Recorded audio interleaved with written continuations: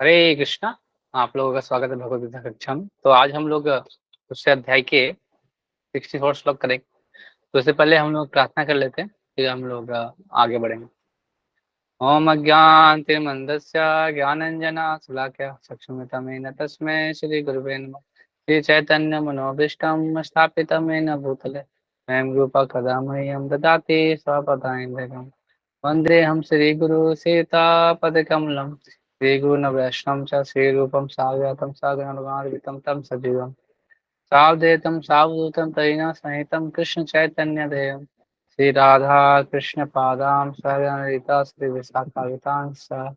हे कृष्ण करुणा सिंधु दीनबंधु जगतपते गोपेश गोपिकांत राधा कांत नमस्तुते। तप्त कांचन गौरांगी राधा वृंदावनेश्वरी विश्वानुसुते देवी परमामि हरिप्रिये। वाञ्छाकल्पतरुभ्यश्च कृपा सिन्धु वैश्य पतितानां पावनेभ्यो वैष्णवभ्यो नमः। हरे कृष्णा कृष्ण कृष्ण हरे हरे, हरे राम राम राम हरे हरे। हरे कृष्णा।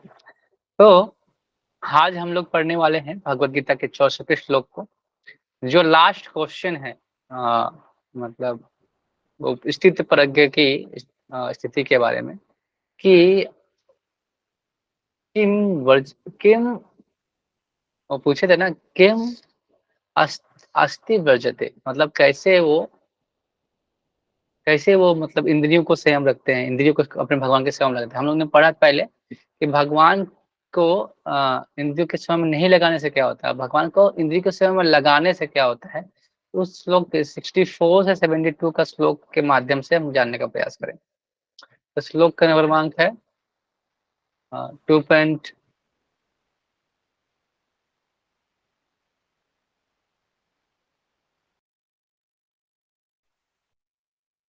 श्लोक क्रमांक है 2.64। और तो श्लोक इस प्रकार से है। राग द्वेष विमुक्तेस्तु विषया इंद्रिय चरणः आत्मवश्ये विधेयात्मा प्रसादम् अधिगच्छति। राग द्वेष विमुक्तेस्तु विषय इंद्रियश्चरणः आत्मवश्ये विधेयात्मा प्रसादम अधिगच्छति। क्या है, इसे हम बोल रहे हैं, किंतु समस्त राग तथा द्वेष से मुक्त एवं अपने इंद्रियों को संयम द्वारा वश में करने में समर्थ व्यक्ति भगवान के पूर्ण कृपा प्राप्त कर सकते हैं। तो इस श्लोक में भगवान बता रहे हैं कि मेरी कृपा पाने के लिए क्या करना पड़ेगा। तो जैसे अगर किसी का हमें अगर कृपा पाना है या किसी का अगर हमको अगर पसंद करना है तो क्या करना पड़ेगा, जो उन्होंने बोला है वैसा करना पड़ेगा। तो यहाँ पे भगवान जो बता रहे हैं कि अपनी को इंद्रियों को कहाँ लगाना है, सेवा में। इसको बोलते हैं रेगुलेटिंग प्रिंसिपल ऑफ फ्रीडम। मतलब रेगुलेटिंग प्रिंसिपल ऑफ फ्रीडम मतलब अपने स्वतंत्रता के लिए जो नियम है वो बोलेगा। स्वतंत्रता के लिए नियम कैसे हो सकते हैं। तो भगवान इसमें बता रहे हैं कि कौन भक्त जो उनकी कृपा मतलब कृपा लेने के योग है, कृपा प्राप्त करने के योग है। कौन है, जो भक्त राग द्वेष से विमुक्त है, जो भक्त पूरा अपनी इंद्रियों को राग द्वेष से मुक्त रखा है, वो भगवान वो इस जगत में क्या करने का योग है, अपनी इंद्रियों को संयम रखता है और भगवान की सेवा में लगाता है। वो कृपा प्रदान कर कृपा पा सकता है, किसका, भगवान का। तो यहाँ पे हम देख सकते हैं कि भक्त कैसे अपने भगवान की सेवा करता है, कैसे करता है। तो भगवान की सेवा कैसे करता है, भक्त क्या करता है कि सारे चीजों को भगवान के सामने लगता है कि वो बाह्य चीजों पे लगा हुआ है, लेकिन अंदर से क्या है, भगवान के सेवा में लगा रहता है। जैसे यहाँ पे तात्पर्य प्रपात लिख रहे हैं कि पहले ही बताया जा चुका है कि कृत्रिम विधि से इंद्रियों पर बाह्य रूप से नियंत्रण किया जा सकता है, किंतु जब तक इंद्रिया भगवान के दिव्य सेवा में लगती तब तक नीचे गिरने की संभावना बनी रहती है। तो इसमें बता रहे हैं, कौन बता रहे हैं, भगवान प्रपाद लिख रहे हैं कि हम लोग बहुत लोगों ने देखा कि कृत्रिम विधि मतलब वो ऐसे प्रयास करते हैं कि हम क्या करें, भक्त इंद्रियों को संयम में ला सके, लेकिन बाह्य रूप से कितना प्रयास करें कि जबरदस्ती वो तेल मसाला नहीं खाना या फिर हमको तपस्या करना है। लेकिन हम लोगों ने पढ़ा था दो वैराग्य के बारे में, फल्गु वैराग्य और युक्त वैराग्य। तो फल्गु वैराग्य में क्या होता है कि वो ये लोग जो मायावादी निर्विशेषवादी लोग हैं, उन लोग ज्यादा ट्राई करते हैं क्या, तपस्या दिखाने के लिए। लेकिन जो भक्त होते हैं हमारे हमारे जो में कृष्ण कॉन्शियस मूवमेंट में हम लोग क्या करते हैं कि जो चीज हमारे पास है उसको क्या करना है, भगवान के सेवा में लगाना है। तो उस विधि से हम भगवान की कृपा प्राप्त कर सकते हैं।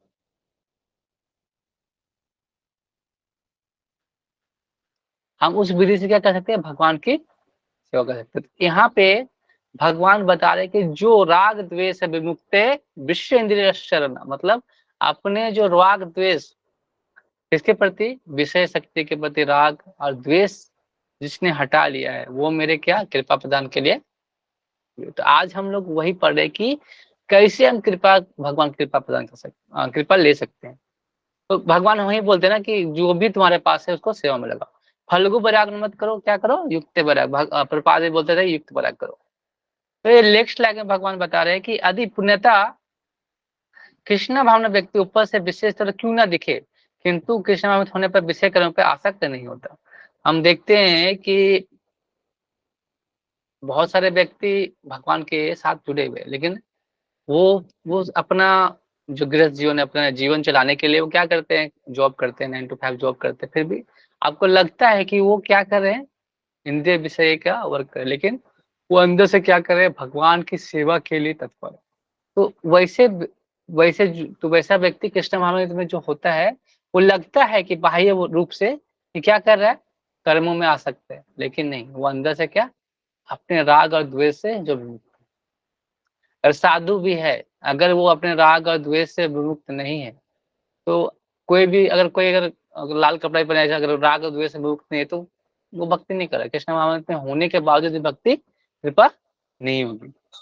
तो सबसे बड़ा अच्छा चीज क्या होता है, यहाँ पे भगवान प्रभुपाद लिख रहे हैं कि जैसे हम लोग क्या करते हैं, हम लोग कहीं पे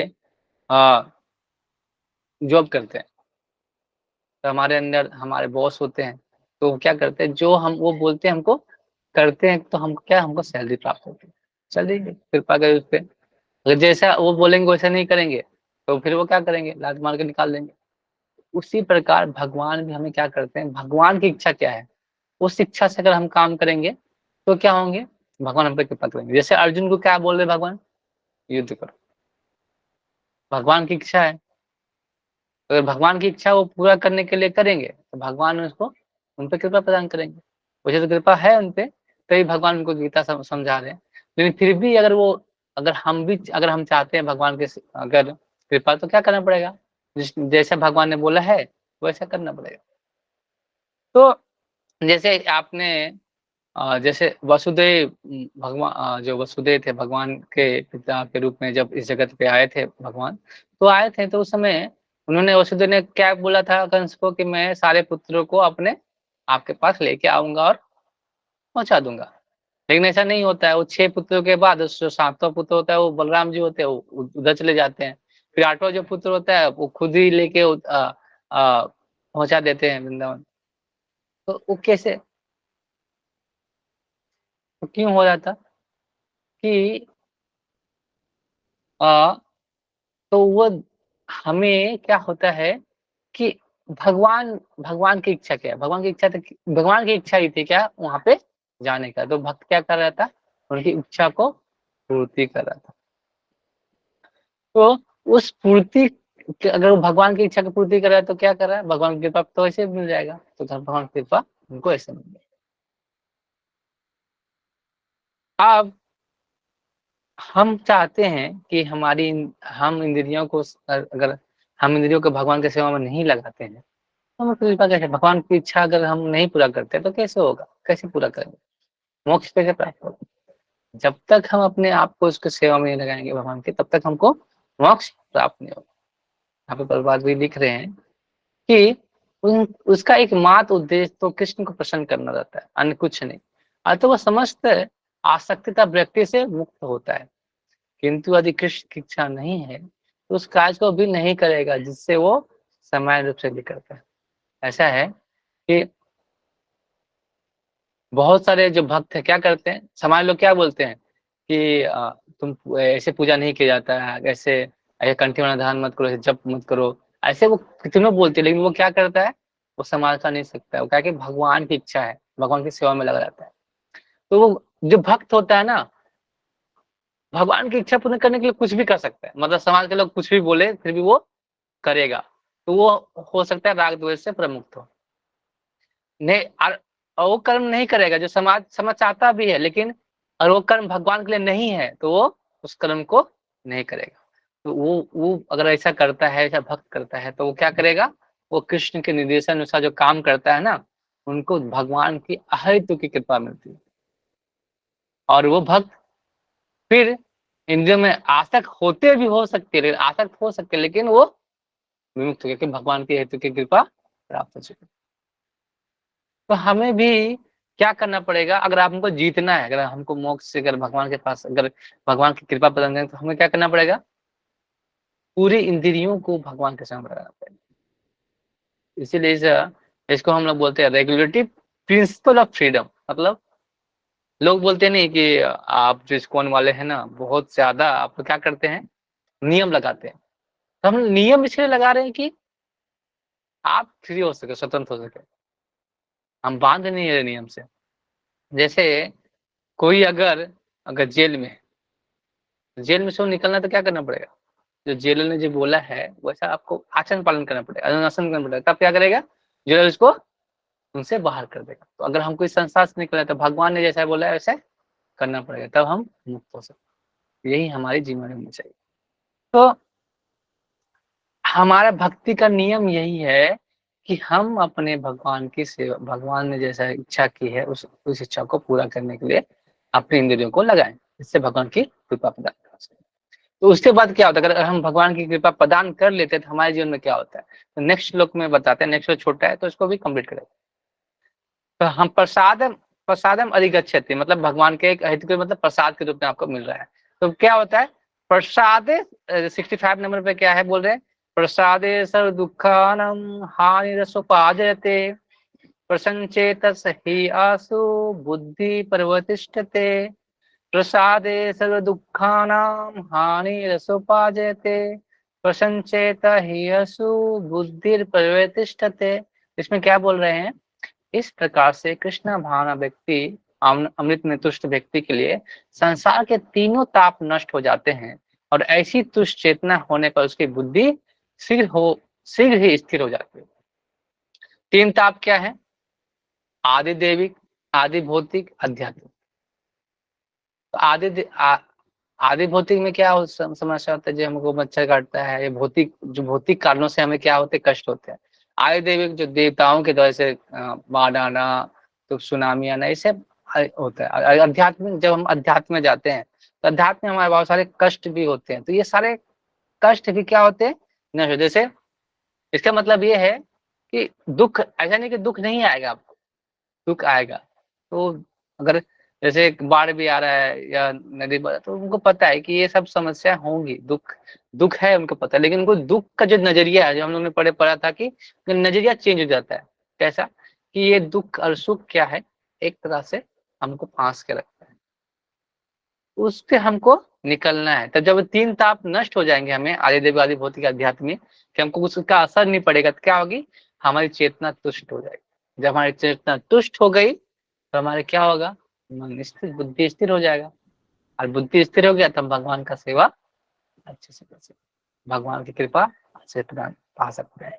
तो ये दो श्लोकों में भगवान यही बता रहे हैं कि अगर कोई कृपा प्रदान करना चाहता है तो भगवान ने जैसे बोला है इंद्रियों को भगवान के सेवा में लगाने के लिए, वैसे करेंगे तो हमारा जो जीवन है वो भगवान की जो कृपा हमको जल्द से जल्द प्राप्त होगी, जिससे हम धीरे धीरे तीन तापों को नष्ट करेंगे और उसके बाद हम अपने बुद्धि में स्थिर हो जाए। तो आप भी अपने जीवन में चाहते हैं कि हम इससे निकल जाएं, अगर आप, तो क्या करना पड़ेगा, हमें इस इसको बार बार क्या प्रैक्टिस करना पड़ेगा, इंद्रियों को सेवा में लगाने का, जैसे भगवान की इच्छा है वैसे करने की। तब हम क्या हो सकते हैं, इस जगत से हम मुक्त हो सकते हैं। हरे कृष्ण। इसका सवाल। ठीक है माता जी, हरे कृष्णा।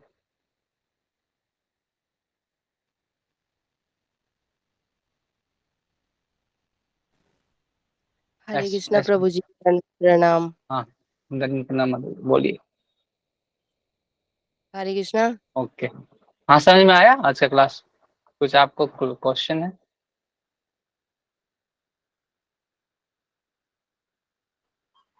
जी नहीं प्रभु जी।